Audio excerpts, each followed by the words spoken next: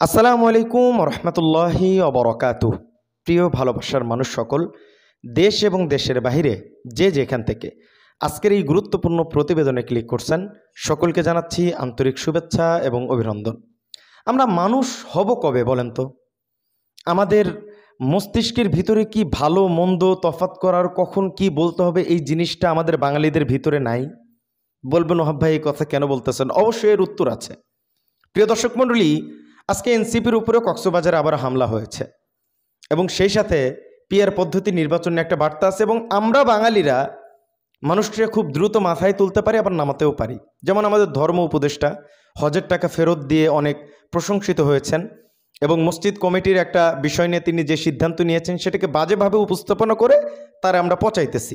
এ ব্যাপারেও আজকে বিস্তারিত জানাবে এবং জামাত ইসলামকে আবারও বিএনপি নাকি রাজাকার ঘোষণা করবে এরকম হুঁশিয়ার, এবং গোপালগঞ্জের কারফিউ সহ গ্রেফতার, পিআর নির্বাচন সহ শেখ হাসিনার চুরি লুটপাট সহ সবচেয়ে আলোচনার যে কেন্দ্রবিন্দু যে জাতিসংঘের আঞ্চলিক অফিস বাংলাদেশে হয়েছে, এটা নিয়ে সরকার কি বিবৃতি দিচ্ছে এ ব্যাপারেও আপনাদেরকে জানাবো এবং জামাতের সমাবেশে কারা কি বক্তব্য দিল এ ব্যাপারেও বিস্তারিত আজকে আপডেট আপনাদেরকে জানাবো।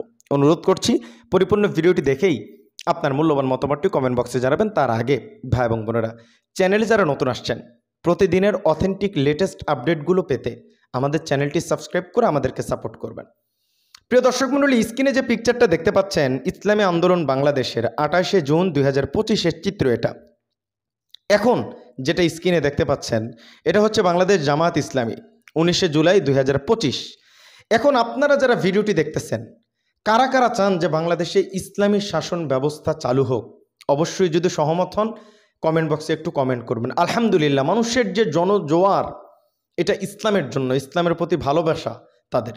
কিন্তু আমার কষ্ট লাগে যে ভোট দিতে গেলে মানুষ আর অন্য কোনো মার্কা চোখে দেখে না। মুনাফিকি করা যাবে না। এইবার সুযোগ জনগণের হাতে, খেলা আপনারাই উল্টাতে পারেন। প্রিয় দর্শক মণ্ডলী, একটা কথা আপনাদেরকে আমি বলছি যে আমাদের মনুষ্যত্ববোধ কবে হবে? স্ক্রিনে দেখেন, অসুস্থ হওয়ার পর মঞ্চে বসে বক্তব্য দিয়ে গেলেন জামাত ইসলামের আমির। জামাত ইসলামের আমির যে বার্তাটি দিতে গিয়েছিলেন যে আমাদেরকে আসলে আপনারা বিশ্বাস করবেন কেন, এই কথা বলতে গিয়ে তিনি অজ্ঞান হয়ে পড়েন। তিনি অনেক বয়স্ক মানুষ এবং প্রচণ্ড গরমের ভিতরে তিনি আসলে অসুস্থ হওয়াটা স্বাভাবিক। একদল লোক এটাকে নিয়ে ট্রল করা শুরু করছে, জামাত ইসলামের আমিরকে পচাইতেছে, অনেক ধরনের কথা বলতেছে। আপনি যে দল করেন, আমি কোনো দল করি না, কিন্তু এটা আমার কাছে ঠিক মনে হয় না। একজন মানুষ অসুস্থ হলে তাকে নিয়ে এরকম মজা নেওয়া এটা কোনো রাজনৈতিক আদর্শ হতে পারে না। এটা আমার ব্যক্তিগত মতামত, আমি বললাম। এখন অনেক জামাত নেতাকর্মীরা বলতেছে যে এসির ভিতরে বসে থেকে বাংলাদেশ নিয়ে বক্তব্য দিলে সে তো আর অজ্ঞান হয়ে পড়বে না, এটাই স্বাভাবিক। তো এই জিনিসগুলো থেকে আমরা কবে বেরিয়ে আসব? সেদিন আমাদের বাংলাদেশে, তাহলে তখন স্বাধীন হবে। এর আগে আমরা স্বাধীন হব না। আল্লাহ পাক হেফাজত করুক। প্রিয় দর্শক মণ্ডলী, জামাত ইসলামের আমির যে মেন পয়েন্টটি তুলে ধরেছেন সেটা একটু আপনাদের মাঝে বলতে চাই। আগামীতে জামাতের কোনো মন্ত্রী এমপি প্লট বরাদ্দ নেবে না, কোনো টাকা পয়সা নিজ হাতে লেনদেন করবে না, চাঁদা আমরা নেব না, চাঁদা নিতে দিব না। আফসোস, যারা 24-এ জীবন দিয়ে শহীদ হলো, আমি তাদের একজন হতে পারলাম না। আগামীতে যে লড়াই হবে, আল্লাহ যেন সেখানে আমাকে শহীদ হিসাবে কবুল করেন। জামাত ইসলামের আমির আলহামদুলিল্লাহ, তিনি অসুস্থ হওয়ার পরেও সেখানে বসে বক্তব্য দিয়েছেন। নেতা, বুঝছেন তো? এটা নিয়ে কোনো ট্রল করার কোনো দরকার নাই। এই দেখেন, জামাতের সমাবেশে বিএনপিকে আমন্ত্রণ জানানো হয়নি। সালাউদ্দিন আহমেদ বলেছেন জামাতের এই সমাবেশে বিএনপির কাউকে আনুষ্ঠানিকভাবে আমন্ত্রণ জানানো হয়নি।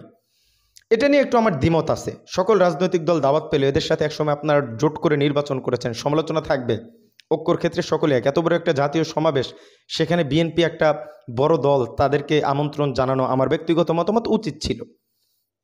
এটা আপনার রাজনীতিক কোন মোড় আমি জানি না।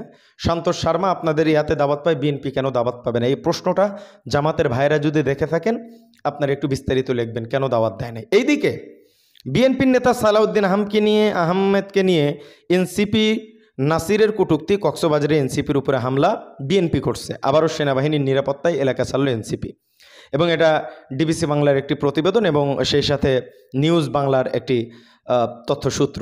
তো এইভাবে যদি বিএনপিরাও এনসিপির উপরে আক্রমণ শুরু করে, এনসিপি একটা ছোট্ট দল, এটার উপরে আক্রমণ করলে তারা টিকতে পারবে? আপনার কাছে কি মনে হয়? প্রিয় দর্শক মণ্ডলী, সবচেয়ে আলোচনার কেন্দ্রবিন্দু যে বিষয়টা সেটা কিন্তু এখনো আসে নাই। মানবাধিকার যে আঞ্চলিক অফিস বাংলাদেশে হয়েছে, সরকার কি বলছে হেফাজত বিবৃতি দিয়েছে। এ ব্যাপারে একজন নাগরিক হলে আপনাকে জানতে হবে, ঘটনা উল্টো দিকে ঘুরতেছে, বুঝছেন। আমার দেশের একটা সূত্র বলতেছে হাসিনার 15 বছরে 8,062 কোটি ডলারের ঋণ করছে। দায়িত্ব নিয়ে প্রায় $6 বিলিয়ন বিদেশি ঋণ পরিশোধ করেছেন ডক্টর ইউনূস, যা 19 এবং 23 সময়কালে সবচেয়ে বেশি ঋণ, যা এখন সরকারের উপর বিরাট চাপ। রেকর্ড পরিমাণ ঋণ পরিশোধ করেও বৈদেশিক মুদ্রার রিজার্ভ $30 বিলিয়ন। আলহামদুলিল্লাহ।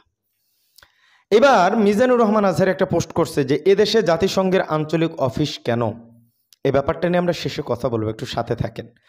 এবং ভিপি নুরুল হক নূর ভাই আজকের সমাবেশে বলছেন যে মৌলিক সংস্কার নিশ্চিত না করে নির্বাচনের দিকে হাঁটবেন না।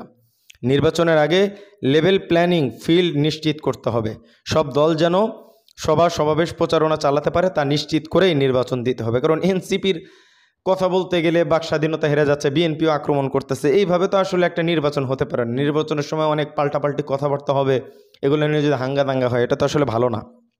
গোপালগঞ্জের যে বার্তাটা আছে, গোপালগঞ্জে নতুন মামলায় 4 মামলায় আসামি 3008 জন এবং গ্রেফতার 306 জন। এটা হচ্ছে প্রথম আলোর একটি প্রতিবেদন। এবং পিআর পদ্ধতির নির্বাচন নিয়ে সালাউদ্দিন আহমেদ ভাই যেটা বলছে একটু বলি। পিআর পদ্ধতিতে নির্বাচন ও স্থানীয় নির্বাচন যারা চান তাদের অসৎ উদ্দেশ্য আছে, তারা নির্বাচন পিছিয়ে দিতে চায়। পিআর পদ্ধতি খায় না মাথায় দেয়, কেউ বোঝে না, সালাউদ্দিন ভাই বলছেন। এবং ভিপি নূর ভাই বলছেন যারা পিআর পদ্ধতি বোঝে না তাদের রাজনীতি করার দরকার নেই, যারা বোঝে তারাই রাজনীতি করবে। এবং মুফতি রেজাউল করিম চরমনে পিসা বলছেন পিআর পদ্ধতির কথা উঠলেই কেউ কেউ ভয় পায়, কারণ এ পদ্ধতি চালু হলে চাঁদাবাজি, ভোট ডাকাতি, দলীয়করণ ও বিদেশে অর্থ পাচার বন্ধ হয়ে যাবে। গোপালগঞ্জে কারফিউ বাড়ছে। শনিবার রাত 8টা থেকে রোববার সকাল 6টা পর্যন্ত কারফিউর সময় বাড়ানো হয়েছে। এর আগে বুধবার ওই এলাকায় 144 ধারা জারি করা হয়েছে। এটা হচ্ছে ইত্তেফাকের একটি প্রতিবেদন। এবং বিএনপি যদি মনে করে যে যেটা প্রতিবেদন জামাত রাজাকার, এই দল বাংলাদেশে রাজনীতি করতে পারবে না, তাহলে আপনারা রাজনীতি করতে পারবেন না, এটাই বাস্তবতা। এই কথা বলছে হচ্ছে সুলতান সালাউদ্দিন টুকু ভাই, প্রচার সম্পাদক বিএনপি। এবং তারেক রহমান সাহেব বলছেন যে ঐক্যের মাধ্যমে আমরা স্বৈর শাসককে বিদায় করেছিলাম, সেই ঐক্য যেন আমরা ধরে রাখি। কিন্তু অবস্থাকে ধরে রাখার মতো হচ্ছে? ইত্তেফাকের একটি প্রতিবেদন, মির্জা ফখরুল ইসলাম আলমগীর বলছেন ফ্যাসিস্ট শক্তি ক্ষমতা ফিরে পাওয়ার চক্রান্ত করতেছে। এবং আফম খালিদ হাসানের যে আমাদের ধর্ম উপদেষ্টার বক্তব্য যে ভুলভাবে প্রচারণা করা হয়েছে, সেটা একটু আমি আপনাদের মাঝে তুলে ধরতে চাই। তারপরে মানবতার যে একটা আঞ্চলিক অফিস করছে সেটা নিয়ে কথা বলবো। আফম খালিদ হাসান বলছেন যে বক্তব্য ভুলভাবে উপস্থাপনা হয়েছে। আজ খুলনা ইমামদের এক সমাবেশে বক্তব্য যেটা আমি দিয়েছি সেটা যথাযথ উপস্থাপন হয়নি। সারা দেশে মডেল মসজিদগুলোতে সভাপতি হবেন জেলা প্রশাসক ও উপজেলা নির্বাহী কর্মকর্তা। মডেল মসজিদ, তারা ভিন্ন ধর্মের অনুসারী হলে মুসলিম এডিসি বা মুসলিম এসিল্যান্ড দায়িত্ব পালন করবে। মহিলা হলে একই নিয়ম, কোনো হিন্দু পালন করতে পারবে না।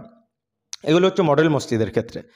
মডেল মসজিদগুলো নির্মাণ ও পরিচালনা সম্পূর্ণ সরকারের অর্থায়নে, সুতরাং এর নিয়ন্ত্রণ থাকবে সরকারের হাতেই।